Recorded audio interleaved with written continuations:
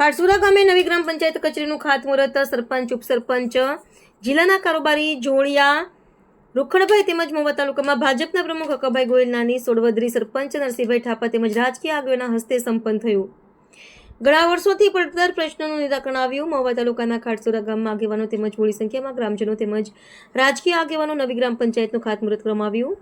વધુમાં આ ગ્રામ પંચાયત આધુનિક સુવિધાઓથી સજ્જ મજબૂત બને એવી આશા ગ્રામજનોની હતી, જે આજરોજ પૂર્ણ થવા જઈ રહેલ છે।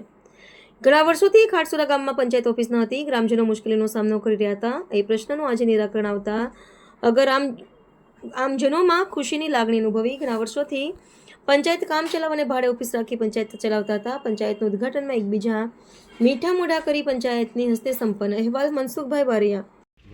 આજ રોજ ખારસુરા ગામ ખાતે નવી પંચાયત ભવનનું નિર્માણના ખાતમુહૂર્ત પ્રસંગે ઉપસ્થિત કારોબારીના ચેરમેન રૂખડભાઈ, ગામના સરપંચ શ્રી દીપકભાઈ, અમારા બાજુના ગામના સરપંચ મોટી સોડોદરીના સરપંચ નરસિંહભાઈ ઠાપા, ગામના આગેવાન કાપભાઈ વાળા, ભૂપતભાઈ જાદવ, હરેશભાઈ શિવાભાઈના દીકરા ધારાસભ્ય શ્રી શિવાભાઈના દીકરા શ્રી હરેશભાઈ ગોહિલ, આ તકે સૌ ગામના આગેવાન શ્રીઓ ઉપસ્થિત રહ્યા। ગામના નવનિર્મિત ગ્રામ પંચાયત ભવનના નવનિર્મિત 20,60,000નું જે બજેટ આવેલ છે તે કોન્ટ્રાક્ટર શ્રીએ આજે ખાતમુહૂર્ત કરી અને આજે કામ પણ ચાલુ કરવામાં આવેલ છે।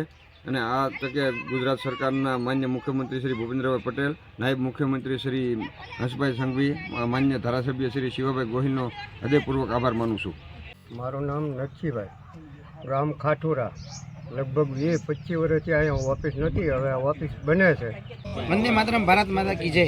ઘણા સમયથી પંચાયત ઓફિસનો ખૂબ જ મુશ્કેલી ભર્યો પ્રશ્ન છે એ ઊભો હતો, પરંતુ હાલ સરકારશ્રીના આદેશ મુજબ ખારસુરા ગામની નવી પંચાયત ઘરનું આજે ખાતમુહૂર્ત છે। રાજકીય આગેવાનો તેમજ અહીંયા ગામના ઘણા બધા વડીલો અને યુવાનો મિત્રોની સંગાથે સૌ હળી મળી અને ખારસુરા ગામની અંદર ભવ્ય ગ્રામ પંચાયત ઓફિસનું નિર્માણ થાય એ બદલ સરકારશ્રીનો અમે ખૂબ હૃદયપૂર્વક આભાર માનીએ છીએ।